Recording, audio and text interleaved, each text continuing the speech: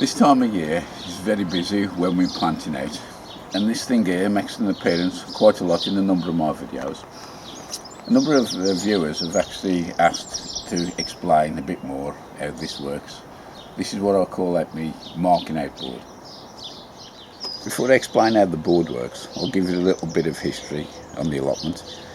When I first took the allotment on, it was all odd shaped size beds, so I completely ripped it out, and then I designed it so that I wanted standardisation. I built 4 large beds, and then consequently I divided those up into 3, so now I have 12 standard size beds, which are 2.5 metres by just over 2 metres. So anything I build for each of those beds will slot into any other, so I don't have to have a multiple of the same thing, and that's there where the planting board comes into its own. It is actually a thick piece of composite UPVC window board, and the reason I use that for the material is that because it'll be getting damp, and I didn't want it to rot, so I've been using this for about 4 years, and there's no sign of anywhere. The chips and that is what I've done, but regarding rotting, that there's no sign of it, so that's the reason I use this.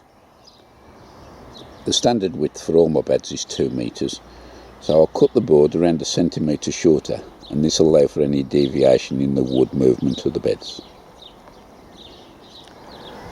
Owing to the variety of plants that I do grow, this requires a number of different spacings on the board. In my case, I've got 3, 4, 5, 6, 8 and 12. Once you've decided on the number of spacings you require, it's just a matter then of calculating the distances on the board and then marking through with a hole. In this case, I've used 16mm hole. Calculating the spacing on the board is quite simple really. It's just a matter of dividing the number of plants you require in the row into the length of the board. As an example, I'll use a width of board of 120 centimetres because that's easily dividable by 2, 3, 4, 5, 6, 8, 10 and 12. So we'll take an example of, say you wanted 5 plants in this spacing. So with a 120 centimetre board, divide 5 into 120, which would be 24. Now for the first hole, you have to divide that 24 by 2. So from the edge of the board, you'd mark 12, that'd be your first plant, then 24 for the next, 24 for the next, 24 for the next, and 24 for the 5th plant. And that then will leave another 12 on the edge of the board, so you've got an equal space on each side. And that works for all the spacings. You might have to use a calculator or something, I don't know, but that's the way to do it. And once you've marked it on the board, I drill in, I think it's 16mm holes I use, and that then allows the metal spiker I use to fit through perfectly. And that's all there is to it. Begin by doing a parallel line along the length of the board for each series of holes that you require.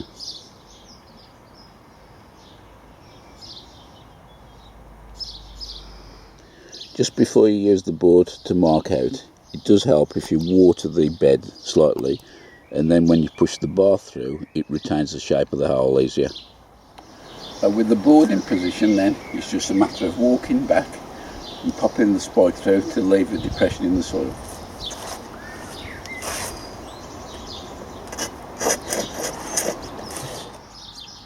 And so it does leave some distinguishing marks there, and you can use these for planting out, knowing that they're going to be evenly spaced.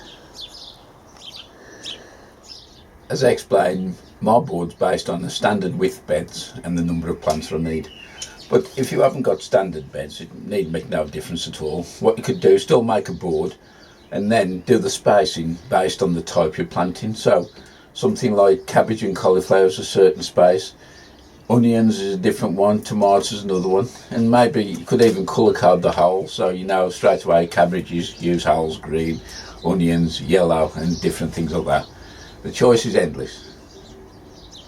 So that's the marking board. I hope you found that useful. Having the beds standard size all over the allotment isn't necessarily important really, but it does help with me because I only need one size board. But if your board's shorter than the actual plot, just put your series of holes in, move the board along and line the hole in the end with the last hole you pricked out, and then you can continue on. Say, this is not necessarily for getting plants to grow any better, although getting them at the right spacing does help. So one thing with me, I do like uniformity, so everything looks in line, but that's just me. If you've got any questions, pop them in the comments below and I'll do my best to answer them. Thanks very much for watching.